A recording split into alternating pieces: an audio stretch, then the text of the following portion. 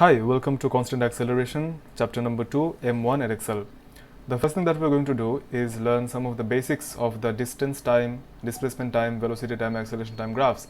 So what you can see here are the properties of the displacement time, velocity time and acceleration time graphs respectively. The gradient of a displacement time graph gives you the velocity, the gradient of a velocity time graph gives you the acceleration, and the gradient of an acceleration time graph is not important for us. Similarly, the area of a velocity time graph gives us the displacement, the area of an acceleration time graph gives us the change in velocity. So if you look at this in calculus point of view, then if you differentiate the displacement function with respect to time, you get the velocity, differentiate this velocity, you get acceleration, and on the other hand, when you integrate the acceleration function with respect to time, you get velocity. If you integrate the velocity function with respect to time, you get the displacement. So that being said, let us move on to some of the common shapes of the displacement, velocity and acceleration time graphs. So what you have here are some of the common shapes of the displacement time graph. So in all these graphs, the y-axis is the displacement, the x-axis is the time. So you can see here that the displacement in this graph, graph number 1, so what you can see here is that the displacement is not changing with respect to time. Therefore, the displacement is constant, or the body is not moving with respect to time. It is situated at a particular point, it is not moving. What you can see here is that the displacement is changing with respect to time at a constant rate. Therefore, the displacement is displacement is happening. The body is moving away and at a constant velocity. How do we know that it is moving away at a constant velocity? That is because it has a constant gradient, and we just learned that the gradient of a displacement time graph gives us the velocity. So the gradient is constant, therefore the velocity is also constant. Here the gradient or the steepness is increasing, therefore the velocity is also increasing. Therefore the object is displacing itself, but as it is going further, it is increasing its velocity. Similarly, here the object is undergoing some displacement, but its velocity is decreasing as time passes because the gradient is decreasing. So these are some of the common shapes of the displacement time graph, and there can be one mark questions asking you what to understand by the shapes of the displacement time graph. Okay, now coming to a very common misconception between average velocity and average speed. So average velocity is the total displacement divided by the total time. Average speed, on the other hand, is given by the total distance traveled, divided by the total time. Right. So the difference here is the displacement for velocity and distance for speed. We know that velocity is a vector quantity, displacement is also a vector quantity. So for finding velocity, average velocity, you take the displacement. We know that the magnitude of the displacement is speed, and speed is a scalar quantity. We know that the magnitude of displacement is the distance, and distance is a scalar quantity as well. Therefore, for average speed, you have to divide the total distance by total time, not the displacement. So what is the difference between a displacement and a distance? Say for example that you traveled in this curved path, and if you could measure this curved path using a special type of a ruler or a special type of meter, then you measured that the distance is 10 meters. You walked a distance of 10 meters. If you measure the starting point and the final point of your movement using a straight ruler, then you would come up with a distance which is smaller than this 10-meter distance. So for example, you found this distance to be 7 meters. Therefore 7 meters is your displacement. The displacement is not complete yet, because for displacement you have to specify in which direction you moved. So if this is my initial point, I put initial, and if this is my final point, then I moved in this direction. Therefore my displacement is 7 meters in this direction, or at a direction of northeast. But your distance moved is 10 meters, and you don't have to specify in which direction you moved, because for distance you don't have to specify your direction. Now the average velocity of this object would be the total displacement divided by the total time. For example, you took 5 seconds for this journey, and your total displacement is 7 meters. Displacement is the straight line distance, 7 meters, divided by the total time. So 7 by 5 meter per second is your average speed. On the other hand, is your average velocity. Where is your average velocity? in the direction northeast. If you take this direction as the north, in the direction northeast, so this is your average velocity. For the average speed, you have to divide the total distance by the total time. The total time is 5, but the total distance that you moved is 10 meters. So 10 by 5, that is 2 meters per second, is your average speed, and you don't have to specify in a direction with your speed. So this is the difference between distance, displacement, velocity, and speed. A very good example to explain the difference between speed and velocity is the example number 1 on page number 11. So we are doing page number 11 now. Example number 1. So here we have the movement of a cyclist, and we have the distance time graph. This is what it looks like. Okay, so this is the distance time graph of the cyclist. D is given in kilometers and time is given in minutes, right? So what we have here are some important points. Let me mark them out. 20, 50, this is 65, the end of the journey. 0, the velocity, the distance here is 5 kilometers. Okay, so work with the average velocity, work with the average velocity for the whole journey for each part, and the average speed for the whole journey. Okay, so let us work it out. First, they told us to find the average velocity for each stage of the journey. We have 3 stages here. We have the acceleration stage. Remember that, this is not the acceleration stage actually. This is the constant velocity stage, because the gradient here is constant, therefore the velocity is constant. Okay, so we have the constant velocity stage, and here the object is moving far away, and we have the zero displacement or the zero velocity stage here, stage number 2. And in the final stage, we have once again a constant velocity stage, but this time the object is coming back to its original position. So these are the 3 stages. For each stage, the velocity, average velocity would be the total displacement divided by the total time. So for stage number 1, your average velocity would be the total displacement, that is 5 kilometers, by the total time, that is 20 minutes. But since we put hours with kilometers, usually kilometer per hour, so we are going to convert this 20 into hours by dividing by 60. So this has become 20 by 60 hours. So this 15 kilometer per hour is your average velocity for this part of the journey, part 1 of the journey. Similarly, you can work out the velocity for average velocity for this part. One thing to keep in mind is that there is a separate formula for finding the displacement as well. So this is your average velocity, so you have to put the displacement here. Displacement is equal to the final position minus the initial position. My final position was 5 kilometers away, and my initial position was 0. That's why I didn't put the 0 at first, but this will be more important in stage number 3. So I'm going to stage number 3 to show you a very important difference between negative and positive velocities. So for stage number 3, your velocity would once again be the displacement by the time. Displacement is given by the final minus the initial position. So my final position is 0 kilometers away from the origin. So my final displacement is 0. So 0 minus my initial displacement, that was 5. So 0 minus 5 kilometers is my displacement. My time taken is the final time minus the initial time. So 15 minutes divided by 60. So minus 20 kilometer per hour is your final or stage 3 average velocity. This negative sign signifies that the object is coming back towards its origin. So now moving on to number 2, which is a different category. Here the average speed is the total displacement by the total time. So displacement is given by the final minus the initial displacement from the origin. My final displacement here is 5 kilometers. My initial displacement is also 5 kilometers. So 5 minus 5 divided by the time taken, that is 30 minutes. You convert that to hours. So 0 divided by anything is 0 kilometers per hour. So this is your average velocity, 0 kilometer per hour for stage number 2.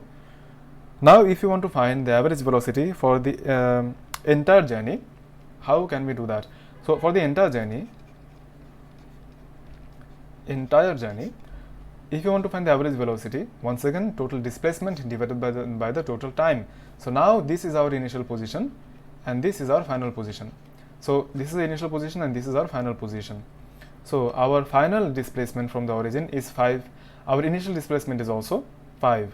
So 5 minus 5 divided by the time taken, that is 65 minutes. 65 minutes, you convert that to hours by dividing by 60. Since the numerator is 0, therefore our average velocity for the whole journey turns out to be 0. So this is something counterintuitive, although the body had moved a considerable distance up and down throughout its journey, but the average velocity is 0 because at the end of the journey it came back to its original position. So if you now want to find the average speed for the entire journey average speed, so the average speed will be given by the total distance divided by the total time. So what distance did the body cover throughout the journey? First of all, the body went away from the origin a distance of 5 kilometers, then it came back to the origin a distance of 5 kilometers. So the first 5 is for the journey away from the origin, the second is for the journey towards the origin. The total time for the entire journey is 65 minutes. You can convert that to seconds by dividing hours by dividing by 60. So that will give you your total your average speed for the entire journey, which is 9.23 kilometers per hour. So you see here that for this type of situations where we are moving away from the origin and then coming back to the origin again, the average speed gives us a better idea of the speed maintained throughout the journey, because the average displacement is 0, therefore the average velocity turned out to be 0. So this knowledge would allow you to do exercise number 2A. It is not possible to do all the maths, but if you want help in a particular set of maths, you can always comment in the comment section. Moving on to some of the important shapes of the velocity time graphs. So we had worked with displacement and distance time graph till now. Now let us move on to the velocity time graph. So just like displacement time graph, the velocity time graph can have several different types of shapes. So the first shape that we are going to be looking at is this velocity time. So here you can't see any line because the line is merged with the x-axis or the time axis. So here is our line. So you can see here that as time passes, the velocity remains 0, therefore the object is at rest. Moving on to the second type, velocity time. Here you can see that as time passes, the velocity is not changing, the velocity is remaining constant, therefore this is a constant velocity situation. Here the object started with some velocity, but then the velocity of the object kept increasing as time passes. Therefore here the object is accelerating.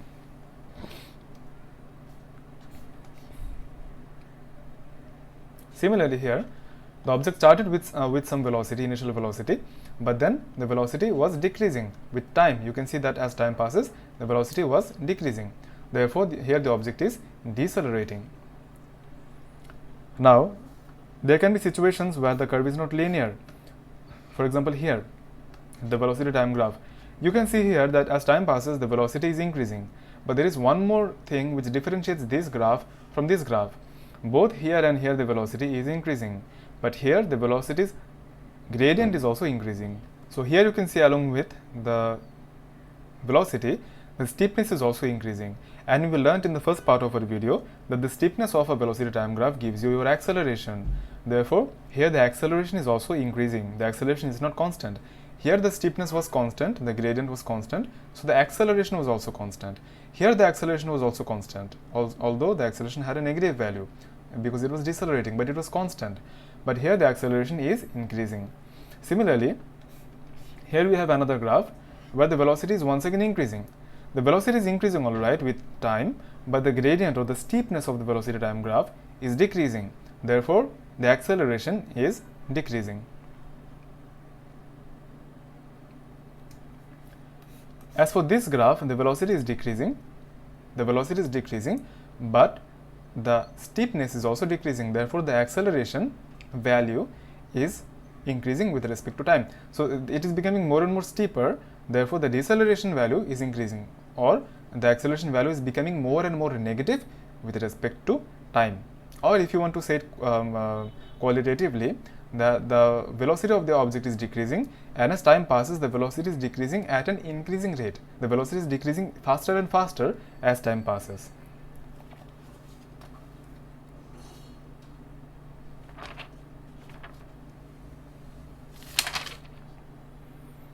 Now moving on to the acceleration time graphs.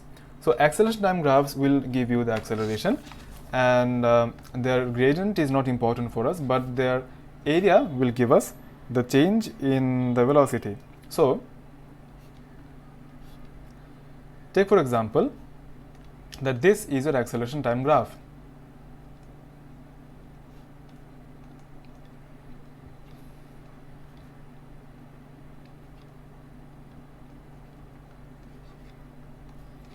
So the acceleration is in meter per second squared and the time is in seconds.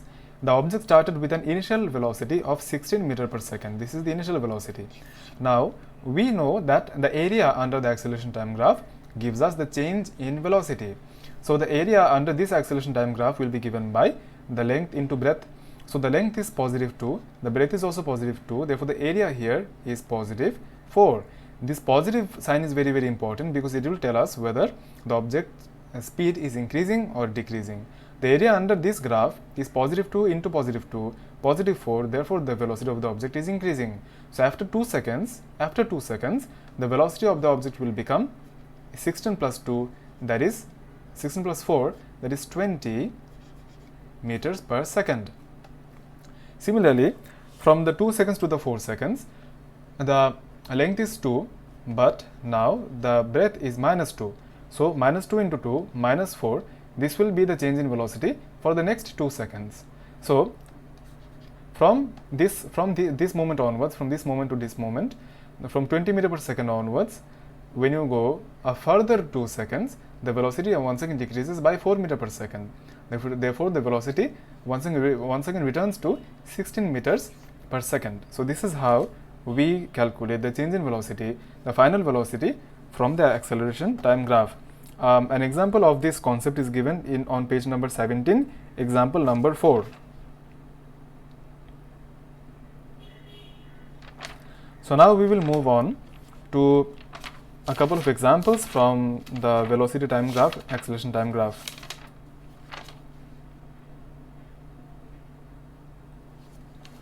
So we will do only one example, but the concepts are similar for other types of graphs as well. So the most common type of graph that you will come across in your exams is the velocity time graph. So we will be doing a math based on the velocity time graph. So we are now on page number 37. Page number 37, question number 18. So we have a train starting from rest at station A, accelerating uniformly at 3x meter per second square until it reaches a velocity of 30. For the next 3 seconds, it maintains constant velocity, then decelerates uniformly at station B to rest. The distance is 6 kilometers, the time is 5 minutes. Sketch a velocity time graph for this journey. So, for the part A, let us draw the velocity time graph of this train. So, the train starts from rest. So, this is our initial point from rest. It accelerates uniformly to a velocity of 30 meter per second. So, the final velocity in meter per second is 30. Okay. So the acceleration is constant, therefore the increase from this point to this point will also be constant, or there will be a straight line. We know that the gradient of the velocity time graph gives us the acceleration. The acceleration has been said to be constant, therefore the gradient or the steepness will also have to be constant, therefore it will be a straight line. So we will draw a straight line from this point to this point. Right. For the next t seconds, it maintains a constant velocity. So the line will be completely horizontal, and then for the final part of the journey, it decelerates uniformly to rest. So once again, since it's a uniform deceleration, it will be a straight line. Right. So the journey is divided into 3 parts. This part where the train is accelerating, the train has a constant velocity, and finally it is decelerating. So we know that the constant velocity part has been going on for a time of capital T seconds, right? Or There's capital T seconds. So here the time from here to here, it is t. We don't know the time from here to here. We don't know the time from here to here. So let us take them to be t1 and t2. So this is our graph for the entire journey. Show that 40 by x plus t is equal to 300. So we have 300 on this equation, which gives us a hint that we have to work with the total time. So how do we know that the total time is 300? Because they told us that the total time for the journey is 6 minutes. My bad, 5 minutes. Therefore, the time here will be, the time at this point will be 300 seconds. The time at the end of the journey will be 300 seconds. So from here to here the time is t1. From here to here the time is t2. From here to here the time is t2. But at this point the timer will read 300 seconds. Okay. So we have to make an equation using time, but we only know the middle part, that is t. But we can find the time expression t1 and t2 using the values of the acceleration and deceleration. So for the first part of the journey, we know that the acceleration is 3x. Acceleration is given by final minus initial velocity divided by the time. Therefore, the final velocity is 30, the initial velocity is 0, and the time taken was t1, that is equal to 3x.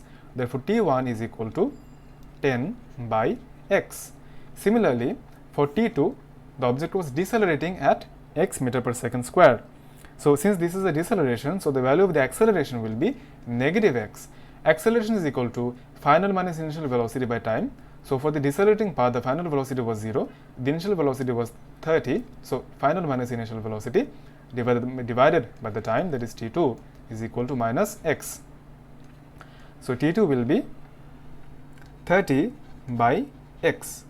Now we know the values of the expressions for t1 and t2, and we know the middle value, that is t. So we know that the total time taken is equal to 300 seconds.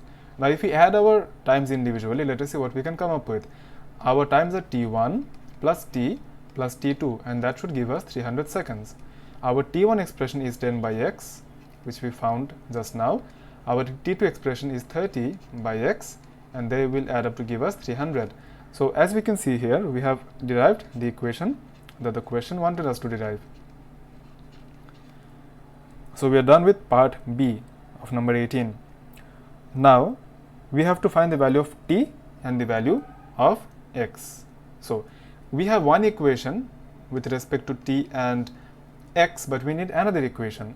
For the other equation, we are going to use the total distance. So we know that the total distance of this journey is 6 kilometers, and we also know that the area under the velocity time graph will give us the total displacement. Therefore, the area under the velocity time graph will give us 6 kilometers, and since we are working with the SI units or meter seconds, therefore the distance should be given in 6000 meters. Now the area is divided into, the area is basically a trapezium, so that is half into height. The height here, as you can see, is 30, into the sum of the parallel sides. So we have two parallel sides, one is this, the other is this. So the longer parallel side is t1 plus t plus t2, t1 plus t plus t2. The other parallel side is just capital T, so just capital T. So half into height into sum of the parallel sides should give you the total displacement, that is 6000. Now we know the values of t1 and t2, we know the expressions of t1 and t2. So if we transfer these numbers, 30 divided by 2, that is 15, and if we divide 6000 by 15, we get 400. As for t1, we know that t1 is equal to 10 by x, we know t as it is, and we know that t2 is equal to 30 by x. Simplifying, we get, so we have 2 t's here, so here it will be 2t, 40 by x plus 2t is equal to 400. So this is our second equation.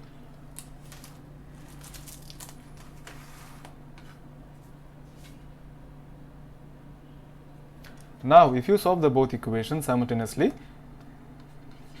solving 1 and 2 simultaneously, you are going to get the value of t to be 100 and the value of x to be 0.2. So I hope that you are proficient with solving simultaneous equations, so I am not going into that subject. So these are the two values of t and x that you should obtain. Now we have to calculate the distance the train travels at the constant velocity. So the train travels for a constant velocity during this time, for this portion only, for t, and we know that this value of t is 100. So the train has been traveling for a constant velocity, at a constant velocity for 100 seconds, and that velocity is 30. So we know that the area under the velocity time graph will give us the distance or the displacement. Since the area is completely positive, so it will give us the distance or the displacement. They will be the same value in this case. So for the constant velocity portion, our distance should be the area under this portion. So the area under this portion is t into 30, and the t is 100 into 30.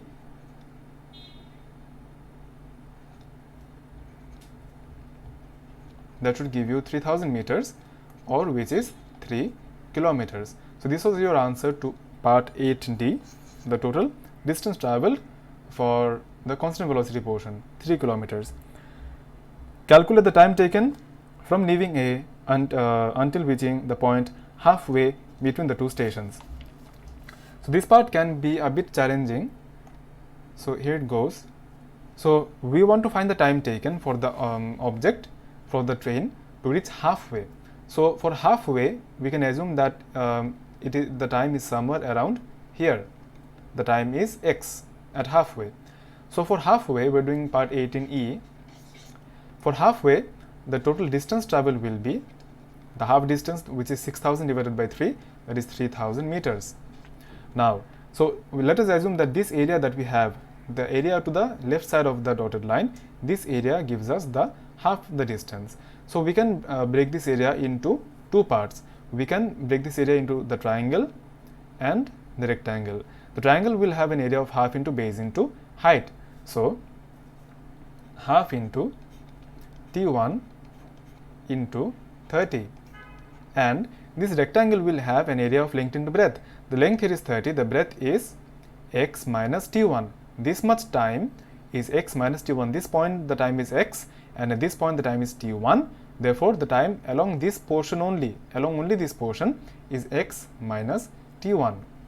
So x minus T1 into the length of the rectangle, which is 30. That should give us 3000.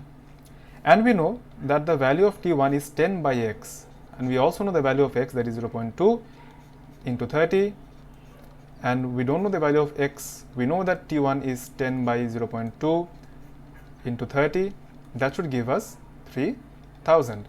X is the only unknown variable here, and the value of x will be 125 seconds. So the time here is 125 seconds, or at 125 seconds, the train has traveled half its distance. So this is your answer. Now we will be moving on to the second part of our chapter, a very important part, which is the SUVAT formulae. So let me give you a brief introduction of the 5 variables that we will be working with, SUVAT. So S means the displacement, U means the initial velocity, V means the final velocity, A is the acceleration, T is time. From these, the 4 variables, displacement, initial, final velocities, and acceleration, these are vector quantities. So the first thing that you have to do in the SUVAT or SUVAT math is that you have to assign a positive direction. So you could take the positive direction as upward. For example, if you take in a math the positive direction to be upward, then if the object has an upward initial velocity, then the value of the initial velocity will be positive. If the object has a net displacement of upwards, then the displacement will be positive. If the object has a final velocity going downwards, if the object is finally going downwards, then that velocity will be negative, since we have taken the positive direction as upwards. And if the object has a downward acceleration, for particularly in the maths relating the free fall of objects. So we know that in free fall, the acceleration due to gravity always acts downwards. In simpler words, the earth is always pulling us down. Therefore, the acceleration due to gravity is down. Therefore, the value of the acceleration due to gravity will also be negative 9.8. But if you take the value, if you take the downward direction as positive, then all these signs will reverse.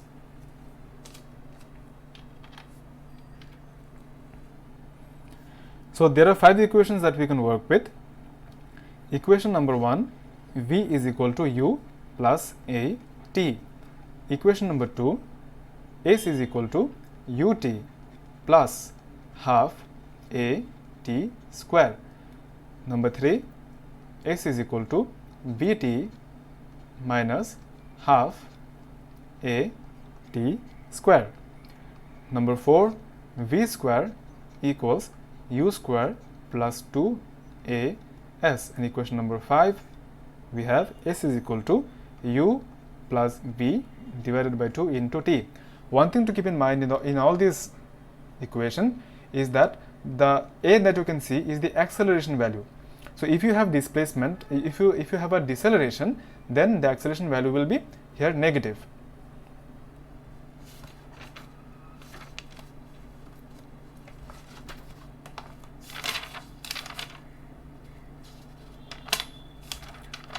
So we will be doing 3 maths from this concept.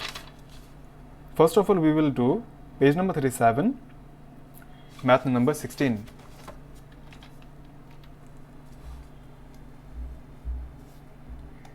So we are now on page number 37, math number 16. So two cars A and B are moving in the same direction along a straight horizontal road. At t equal to 0, they are side by side, passing at a point O on the road. Car A travels at a constant velocity of 30. Car B passes O with a speed of 20 and has a constant acceleration of 4. Find the speed of B when it has traveled 78 meters from O. So what we can understand from here is that there are two cars. The car A has a constant velocity. So this is the velocity time graph. Car A has a constant velocity of 30 meters per second. And car B initially has a velocity of 20, but it has a constant acceleration of 4 meters per second square. Therefore, the velocity of the car B will keep on increasing. Car B. And as we can see, at one point car B will reach a velocity of 30, and after moving for some more distance, car B will eventually overtake car A. Okay, so this is what the situation looks like. We have to find the speed of B when it has traveled 78 meters from O. Okay, so for B, we have to find the velocity when it has traveled 78 meters from O, or we have to find the final velocity, because we know that the average initial velocity of B is 20. So for solving SOVAT maths, write down the variables SOVAT on one side, then start listing or start writing down the values that you know. So here we know that B has been traveling for 78 meters, and the initial velocity of B definitely in the direction of its motion is 20. So the displacement is positive, the initial velocity is also positive. We have to find the final velocity of B, and we know the acceleration of B is 4 meters per second square. Okay, so all these units here are the SI units, meters, seconds and meter per second square. Therefore, I have not written them. And now you can use the equation V square is equal to U square plus 2AS in order to find the value of V. So V square is equal to U square plus 2AS. So V square is equal to U square, which is 20 square plus 2 into 4 into S, which is 78. So that should give you a final velocity of 32 meters per second. So this is your final velocity. Moving on, the distance from O of A when B is 78 meters from O. Okay. So first of all, we have to find how long it took B to reach this velocity. Okay. So we're still considering particle B. We're going to be using the equation V is equal to U plus AT. So the final velocity of B is 32.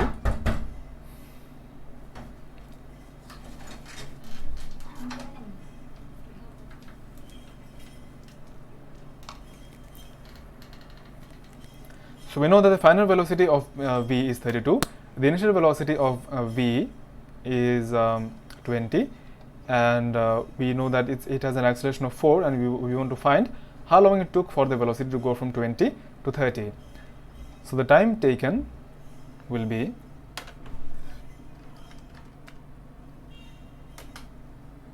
three seconds.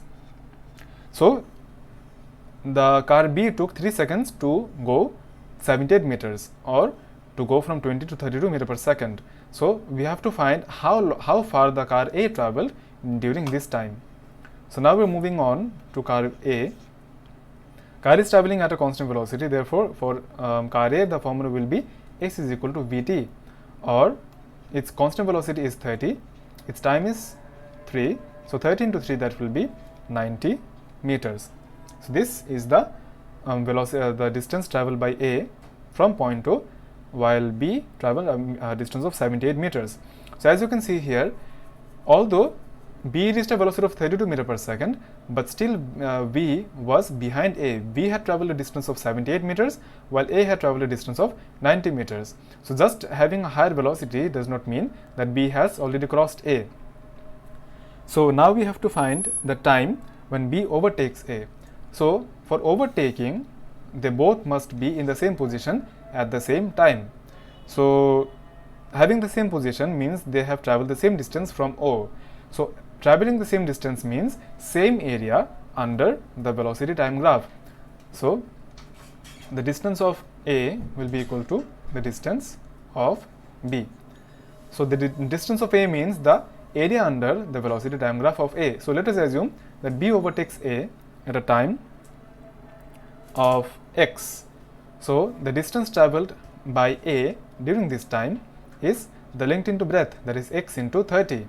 So 30x is equal to the distance B, which is given by the area under the velocity time graph of B. So B has this graph here. The area under the velocity time graph will be half into height. The height will be x. So this is a trapezium. The height will be x. Sum of the parallel sides. So here the side is 20, but we don't know this side. We don't know this velocity. So we have to find this value of the velocity using the formula v is equal to u plus at. We know that B started with a velocity of 20, and we know that it has an acceleration of 4, and we want to find the velocity of B when the time is x. Therefore the value of t will be x. That is 20 plus 4x will be the final velocity of B. So this length here, this length here is 20 plus 4x. 20 plus 4x plus 20 plus 4x. So here x is only the unknown variable. So here we can see that the value of x will be 5. Therefore after 5 seconds B overtakes A. Now we will do an SUVT math which involves acceleration due to free fall. So we are now on page number 37, math number 13. Okay. So here we have a pebble projected vertically upward with a speed of 21 meters per second from a point 32 meters above the ground. So we have the ground level here. This is the ground, and we have a platform 32 meters above the ground. 32 meters above the ground, and from this platform a pebble was projected vertically upwards. So the pebble went up and it came down again and hit the ground. So the pebble will follow a linear path, but for simplicity, for explaining, I have drawn a curve, but the pebble will just go up and down in a straight line. So the velocity with which the pebble was thrown is 21 meters per second. Okay.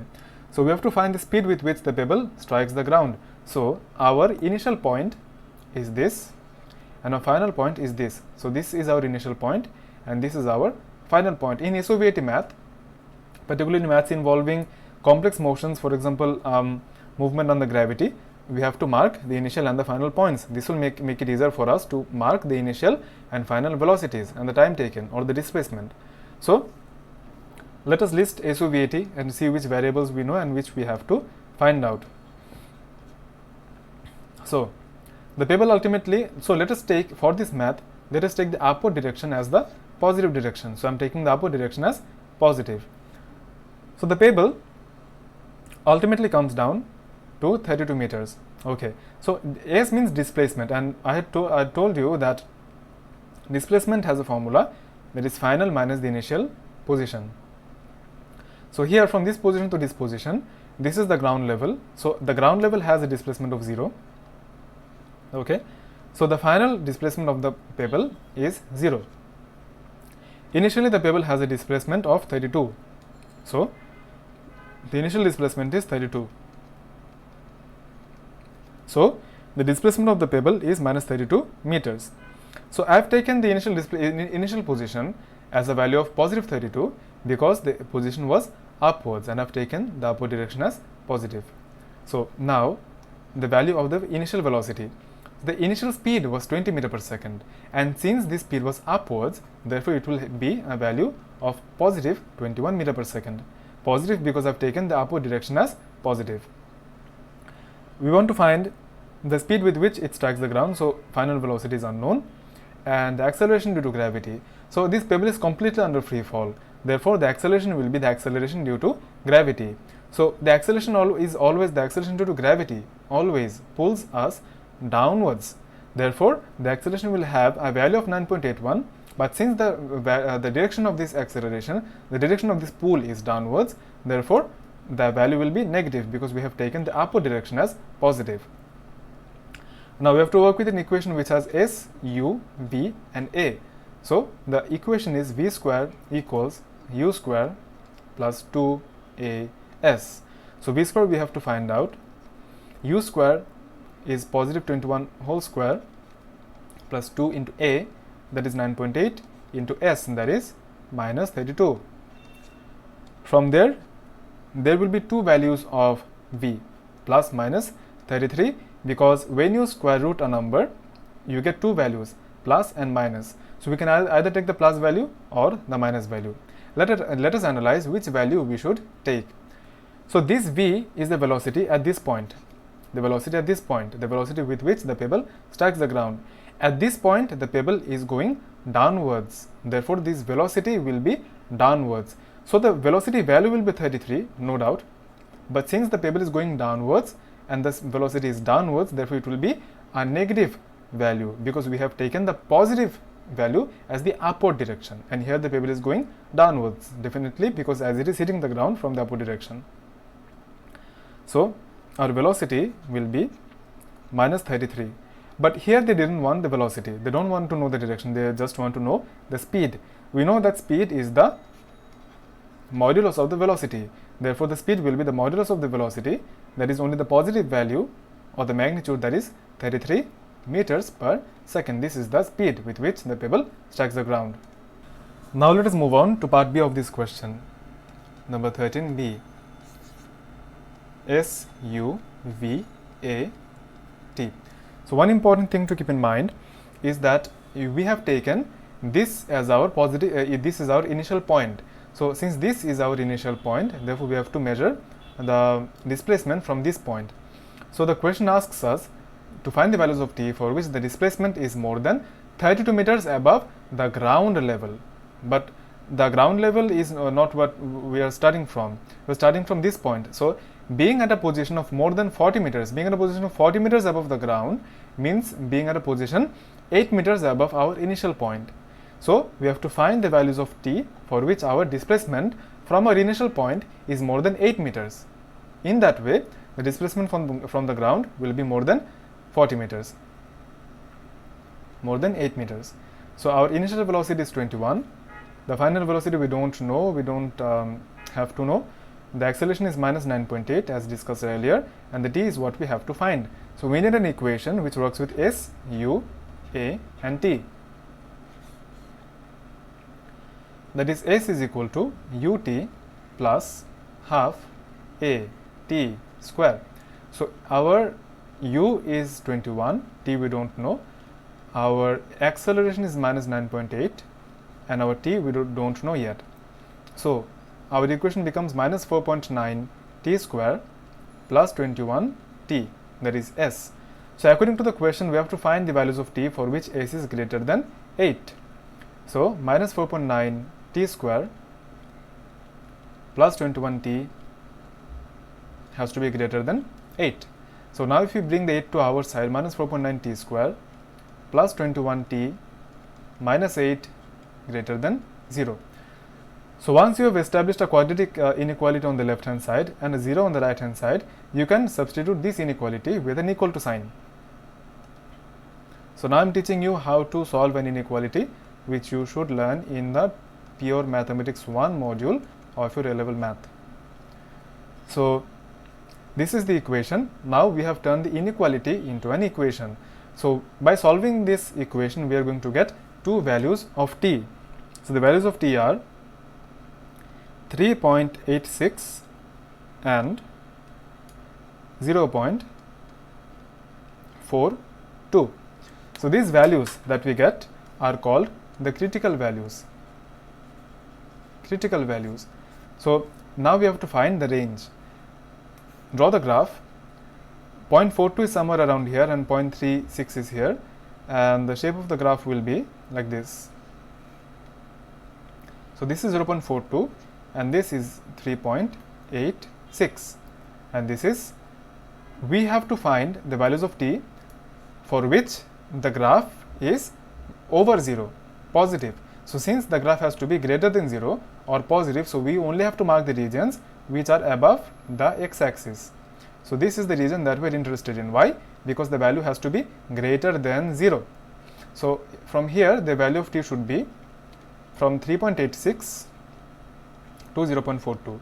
So this is that range of the values of time for which the pebble is more than 8 meters above our initial point or more than 40 meters above the ground point. So this is the range of time. At 0.42 seconds, the pebble first reaches 40 meters above the ground. From 0.42 seconds to 3.86 seconds, it remains 40 meters above the ground. At exactly 3.86 seconds, it is once again at 40 meters coming down, and after 3.86 seconds, it is once again below 40 meters. So for how long is the pebble above the ground level? It is above the ground level, 40 meters above the ground level for a time of 3.86 minus 0.42, that is 3.44 seconds. So 3.44 seconds is the time for which the pebble is above the 40 meters above the ground level.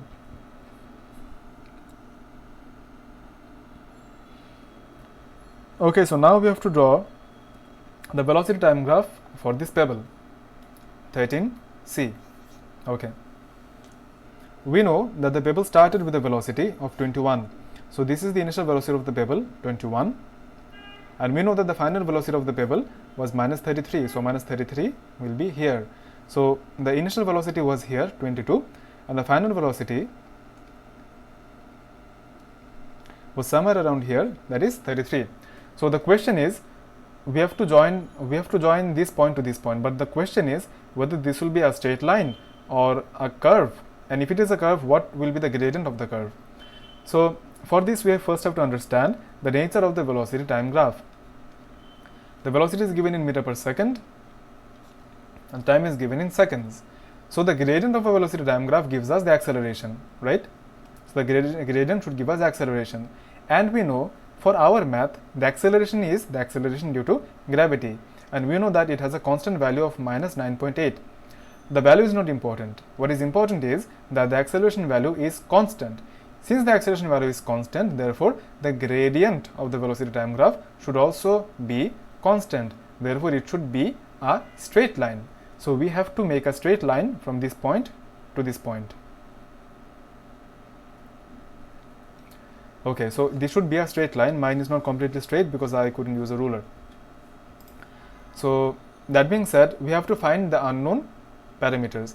So we don't know two things. We don't know when the velocity is 0, and we don't know when the particle reaches this 33 meters per second. Okay, so let us find those things out. This is the continuation of 13C. Continued. Okay, so we have to find the time when the particle reaches 0 velocity. So because at this point the velocity is 0. Okay, so v is equal to u plus at. So the final velocity is 0. We want to find the time when the velocity is 0. The initial velocity is positive 21, the acceleration is minus 9.8, and the t we want to find out. From there we can find the value of t to be 2.1. So at 2.1 seconds, the velocity is 0. So this value is 2.1. Now let us find the value of the velocity, the time when the velocity is minus 33. So v is equal to u plus at. V is minus 33, u is 21, a is minus 9.8, t we have to find out. So the value of t from here will be 5.5 seconds. So at 5.5 seconds, the velocity is minus 33. So this is the complete velocity time graph.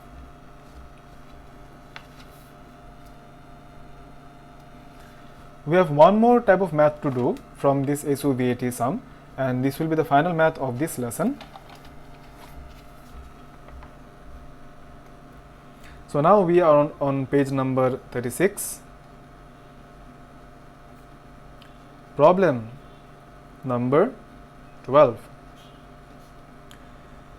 A particle moves along a straight line from point x to point y with constant acceleration. So we have a point x here and a point y, and the particle goes with a constant acceleration. The distance from x to y is 104. So the distance from x to y is 104 meters. The particle takes 8 seconds to move from point x to point y. So it takes 8 seconds and the distance is 104 meters. The speed at y is 18 meters per second. So the speed here is 18 meters per second. Find the speed of the particle at point x. So in SU-VAT math, remember that if you know any 3 parameters, you can find the rest of the 2. So here we know, and this is part A of the question, that is 12a. So we are talking about point x and point y. So x is our initial point and y is our final point, since we are going from x to y. So our initial point, our final point. Therefore the velocity at point x will be our u. So let us list the things that we know. SU-VAT, our s. So let us take this direction, the right direction, as positive. So we are going a distance, we are displacing ourselves 104 meters to the right. Therefore the displacement is positive 104. The initial velocity, we are starting from point x. So the velocity at point x is our initial velocity, which we don't know. So our u is unknown.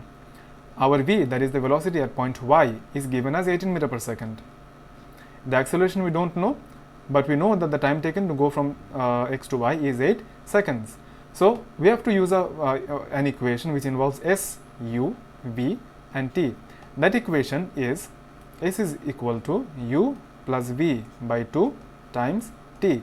Our s has a value of 104, our u is unknown, our v is 18, and our t has a value of 8. From there you can find the value of u to be 8. So the velocity at point x is 8 meters per second. Right. So moving on to part B, the acceleration of the particle. Okay. So the particle is moving at a constant acceleration. So once again is u, v, a, t. Some of you might have already understood what equation we have to use. Our s is 104, our u is 8, our v is 18, our a is unknown, and the t is given as 8 seconds. So let us use the equation which involves u, v, a and t, that is v is equal to u plus a t. Our v, that is the velocity at point y, is 18. Our initial velocity, that is the velocity at point x, is 8 that we found in part A.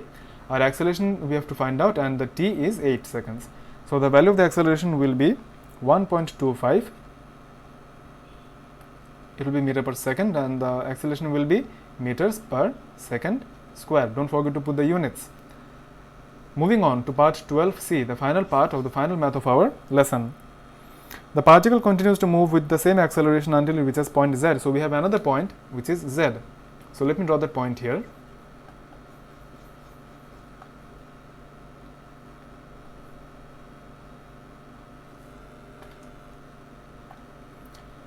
So the particle keeps on moving until it goes to a point z at the same acceleration. So we don't know anything about z really. Oh, we do know the particle has a speed. The speed at z is 3 times the speed at x. So at x we had a speed of 88 meters per second. Therefore, the speed at z will be 8 into 3, that is 24 meters per second. The particle is still continuing to move in this direction. Okay. Find the distance x, z. So, now x is our initial point and z is our final point. X is our initial point, z is the final point. So, let us list the things that we know. S, U, V, A, T. So, from x to z we don't know the distance, that is what we have to find out. Our initial velocity, that is the velocity at our initial point, x is 8. So, U is 8. Our final velocity, that is the velocity at our final point, z, is 24. We know that the particle continues at the constant acceleration. Therefore, from x to z the acceleration is constant at 1.25 meter per second square. So 1.25. So these are the 4 things that we have to work with: S, U, V and A. The formula that comes to mind when we see these 4 variables is V square is equal to U square plus 2AS. Our V is 24, our U is 8, our A is 1.25, our S we have to find out. From there you can find the value of S to be 204.8 meters. So the distance from x to y is 204.8 meters. So if you found this video useful, please like, comment, subscribe and press the bell icon so that you get notified when I upload more videos for you. Thank you very much for watching.